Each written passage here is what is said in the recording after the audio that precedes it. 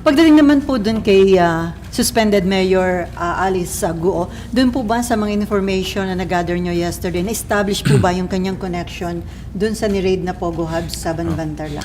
Again, no, without going into the details, pero lumalabas na merong konkretong ebidensya na may link siya sa mga criminal syndicates na nag-organize nitong Pogo sa Bamban. So, meron siyang link dito sa mga organized crime.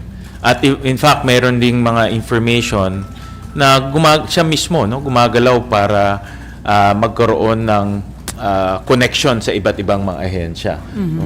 Again, hindi ko na madidetalye, pero base sa briefing namin kahapon sa executive session, siya mismo may active participation na mabuo yung kanyang connection sa iba't ibang ahensya. Kinilabutan ako dahil nga na-confirm ng ating mga intelligence agency yung kinakatakutan natin na lumalalim na yung ugat nitong Pogo.